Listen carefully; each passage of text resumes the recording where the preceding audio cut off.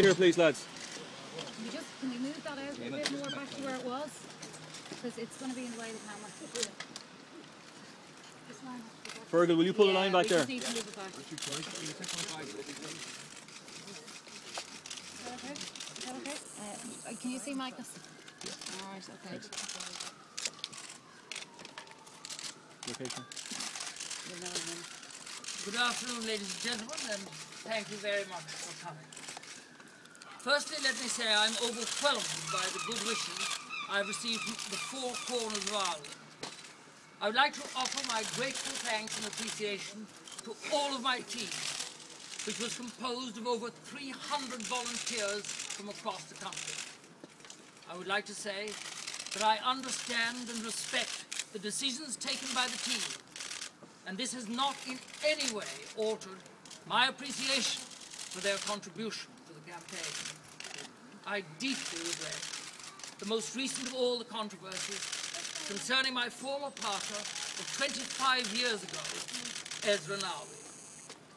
The fallout from his disgraceful behaviour has now spread to me and is in danger of contaminating others close to me, both in political and personal life. It is essential that I act decisively now to halt this negative process. I do not regret supporting and seeking clemency for a friend, but I do regret giving the impression that I did not have sufficient compassion for the victim of Ezra's crime. I accept that more than a decade and a half later, when I have now reviewed the issue and am not emotionally involved, when I am not afraid that Ezra might take his own life, I see that I was wrong. He served his time and never offended again. Yes, his actions were terrible, but my motivation to write the letter was out of love and concern. I was eager to support someone who was very important and had been important in my life. I have been involved in many campaigns and have written many hundreds of letters on behalf of people in every continent: persecuted Tibetan monks, East Timorese, death row prisoners in the United States of America. As a senator, I have always been an active and vibrant voice for those vulnerable and marginalized in society.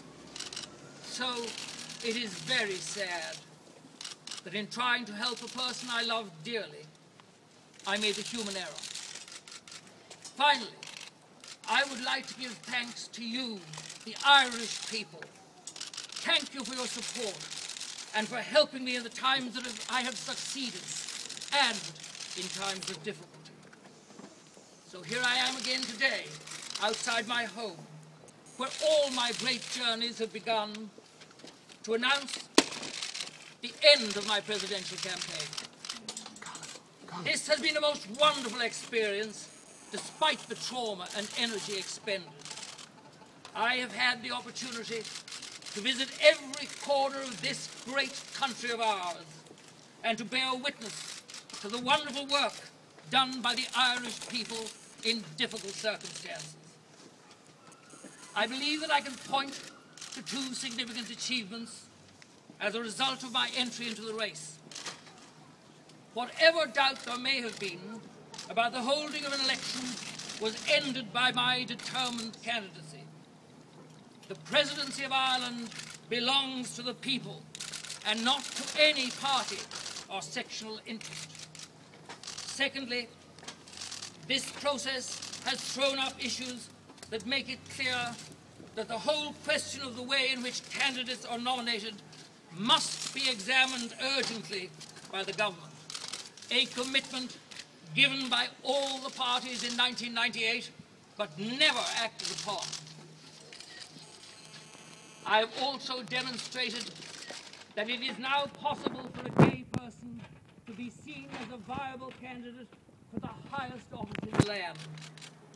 I would have loved to have had the opportunity as President of Ireland to extend that to the service of the entire people, but that is no longer possible. The election is now entering a new phase of reality, and I hope that it will be conducted in a way that is dignified and respectful of the office of President and of the remaining candidates.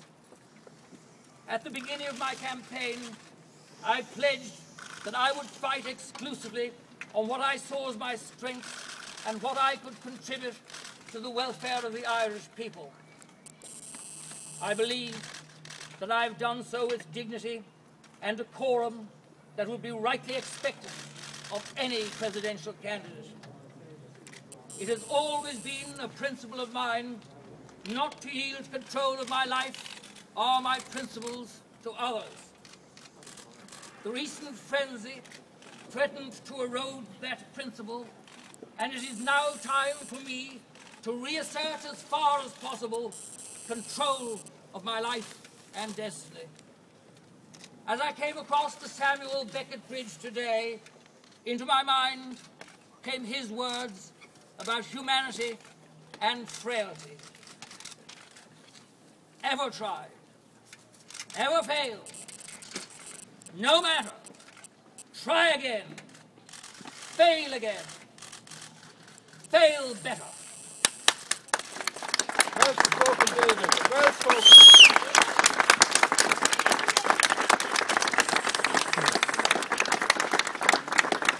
And we will not be taking any questions. Just a photo from the door centre, yeah. Sorry, mate. Hang on.